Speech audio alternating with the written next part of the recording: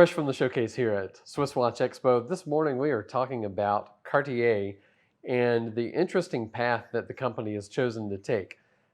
Interestingly, going back to the early 20th century, Cartier was primarily a jeweler of the highest caliber. They're known as the king of jewelers and the jeweler to kings because of the number of crowns, the tiaras that they supplied for the coronation of King Edward. But all through the 20th century, they had very limited production of their watches in particular. They are some of the forefront watches for innovation. They invented all sorts of things we've discussed before in the watch world, but they had very limited production. You don't see a lot of vintage Cartier on the market now because some of those years in the 50s and 60s, they might have only produced 50 of a certain model. Very, very limited production.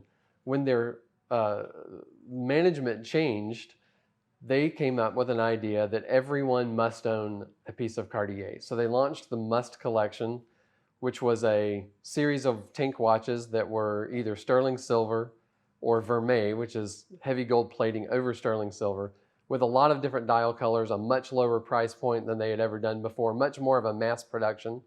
And it was because of the financial success of that Must series that they were able to really launch themselves into becoming a worldwide presence in the world of watches and jewelry, like they had never done before. So they've realized that marketing a lot of less expensive things to a lot more people sometimes is a lot better than marketing a few extremely expensive things to a very small number of people. As their management has changed all through the 90s and the 2000s, they kind of vacillated between these two views. If you look at their press releases, they went through periods where they decided that the minimum price for any piece of Cartier jewelry should be $3,000, and that if you can't meet $3,000, then you don't get to own Cartier. Then 2 or 3 years later, they would come out with the idea. I think for sure they were a little bit jealous of Tiffany selling more of their heart tag series than Cartier's entire production was. And they would decide that if we had a lower price piece that people could be introduced to the brand, think of themselves as a Cartier person, then they would stick with the brand much longer. So they would come out with pieces that were $200, $300, $400 as an entry-level piece of Cartier jewelry. How this relates to watches is that they would frequently come out with only really expensive watches, and then a few years later they would come out with some much more affordable entry-level watches.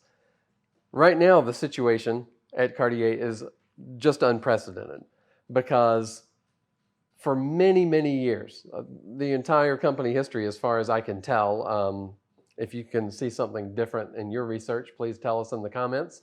But it appears that until just the last few years, you could not get a Cartier watch from the factory with original factory diamonds on stainless steel. That was specifically reserved for either white gold or yellow gold, never for stainless steel.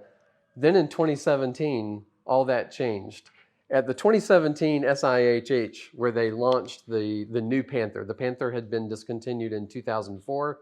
It laid dormant for many years, and then in 2017, they had the relaunch of an icon. And in 2017, here's what Armand Carrez, the global marketing director of Cartier, said. I thought this was really interesting. He said, "We want to give value to our clients with extremely competitive pricing, which is part of the essence of Cartier." I was just stunned.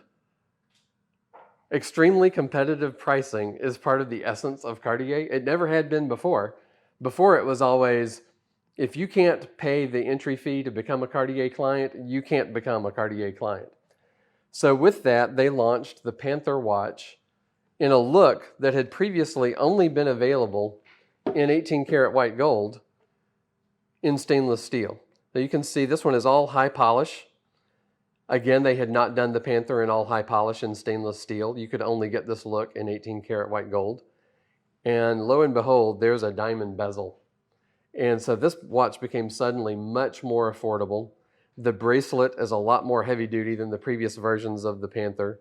The clasp is certainly more robust. Any of the previous frustrations anyone might have had with the Panther are gone. This is a gorgeous watch, and certainly the price point allows entry by anyone. But you see this go through some of the other lines as well. Mr. Cartier also said that he was thinking of this watch not primarily just as a watch, but that it would walk that line between fashion and timekeeping. He said that the watch is a good opportunity for us to engage with many audiences, and in particular, a young generation. We're going to present the Panther as a fashion accessory. The Panther is at the crossroads between a jewel and a watch. We don't want to launch it as another watch. We are presenting it as a piece of jewelry. So it's quite interesting because Cartier had never done jewelry in stainless steel before. They had never done diamonds on stainless steel. They had never really launched an entire watch line on the idea that this is a fashion accessory that you would wear like a piece of jewelry that happens to tell time. The Panther bracelet is notoriously beautiful and smooth and supple, and it always has felt like a piece of jewelry. The curved lines of the case are just beautiful. You can see the trademark silvered dial with the Roman numerals, the blued steel hands, the blue cabochon on the crown. It's a really, really beautiful watch that goes back to a design really that came out originally in 1914. So it's one of the classics for sure.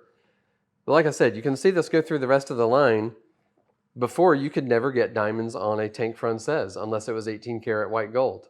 Now here it is with a beautiful diamond bezel in all stainless steel and a much more affordable price point. The tank Francaise in medium, you can get diamonds on the dial, but not on the bezel. The Ballon Bleu, you can get diamonds on the dial in a stainless steel watch. All these things had never been done before at Cartier. But you can see we've got a lot of variety here at SwissWatchExpo of these new Cartier watches. And I don't mean that they're new, I just mean that they are newly released, new launches. Of course, everything here is certified pre-owned. We always have to be very careful with that. But these watches are newer launches with the diamonds and the stainless steel. It represents not only a beautiful value, but an opportunity for you to wear a watch that has an iconic history behind it, one of the classiest companies, classiest designs that have ever been released to the watch or jewelry world. Think of the watch as a piece of jewelry that happens to tell time with the diamonds, and I'm sure you'll be super impressed with the way the construction, the timekeeping, they all of course have sapphire crystals, water resistant, great features for a watch that you really could wear every day even though it has the diamonds.